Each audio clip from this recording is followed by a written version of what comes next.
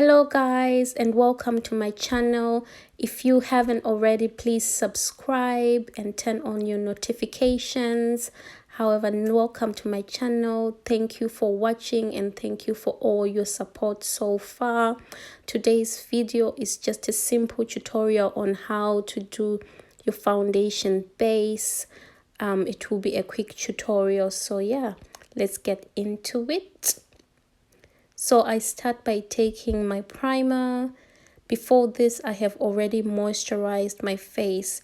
Always moisturize your face before foundation if you want it to stay. A good primer will help your foundation base to stay on for a long time and for long makeup wear. The purpose of using a primer is to make sure that the skin is smooth for that flawless base that we all want. Make sure that your primer is completely dry before you proceed to applying your foundation, because your foundation will not stick as effectively if the primer is still wet. And also try not to apply the primer on your eyebrows, because it has not really produced good results for me. Up next, I take my Primark foundation. Before applying my foundation, I aim to make sure that the primer is dry. So I usually leave the primer on for 5 minutes before I go to the next stage of applying the foundation. As you can see, I'm just using my hands to check.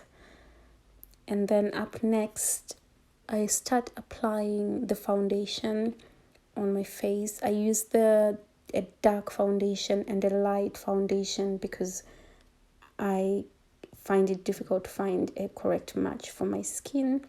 So I use the dark one on the edges of my face where I'm going to put the dark contour anyway. Up next, I take my Maybelline Dream Urban Cover foundation in shade 330. I apply this onto the highlight areas. This is a different undertone to my skin. It's a cool undertone. My skin is warm. However, with the Primark foundation, it helps to balance both the undertone. I'm not sure if this was already known, but I learned that if you use a different undertone on your highlighting areas, it makes your face look more highlighted without having to use a lot of concealer. Also, with this foundation, you can use it as a concealer as well, but that's a story for another time. I'm using an angled foundation brush for this. I prefer using a brush because my brushes are quite dense and I find it very difficult to use a beauty blender. So yeah, all my tutorials will pretty much be in brush in brush low. I will be using a brush because that's the best way for me. But if you find it easier to use a beauty blender, then do so as well.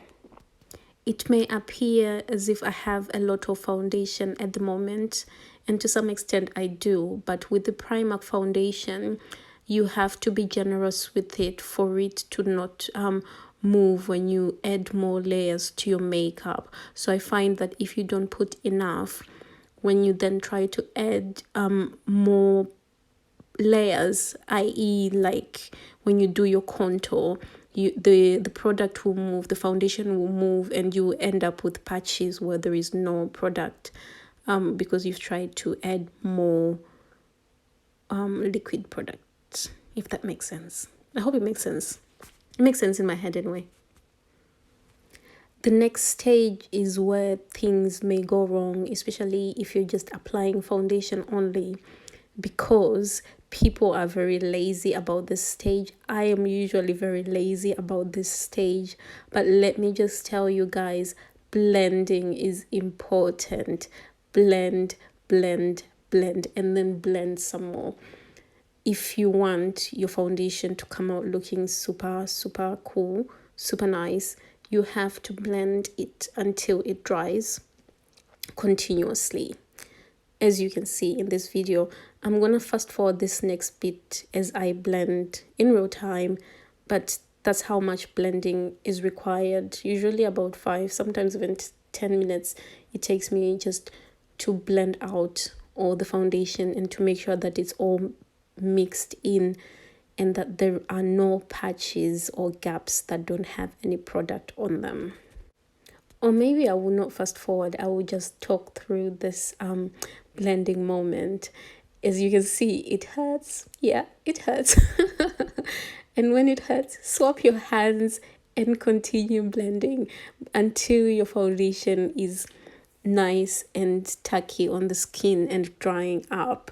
You have to continue blending, because if you stop before the foundation has completely set on the skin, then that means there is uneven surface somewhere and you're gonna get patches and bumps, which you don't want. So yeah, continue to blend. As we've progressed in the process, you can start to see that my skin tone is now matching. So my ears are now matching my face, and my neckline and my chest is now matching my face. And ideally, that's what you want to have. When you're matching your foundation, you want it to look like your whole body when you're wearing it, so that you do not have a dark face and a light body, or a light body or a dark body with a light face. Because that's happened to me before, and it happens sometimes, but it's not a good look for me anyway. So with this in mind, it's important that when you go and buy foundation, you do not wear any makeup. And if in any instance you are wearing makeup, try and match the foundation to the back of your hand or to your neck, so that you get a good color match when you have the foundation on your face. So after blending out all the foundation and ensuring that it's nice and almost dry, I then take my compact powder and set the foundation all over my face. In this instant, I had already applied my contour and my concealer, mostly because I didn't record the powder bit when I filmed. But I'm just showing you how I would apply my powder all over the foundation so that it sets. And if I'm not going to contour, then that would be it, and I would be ready to go out. But that's it for today. I hope you learned something. If you haven't already, please subscribe to my channel and turn on the notifications so that you do not miss out next time. But thank you guys. Tell everybody, tell your friends, tell your family, tell them to come here at Benjaminsways and we can learn makeup together.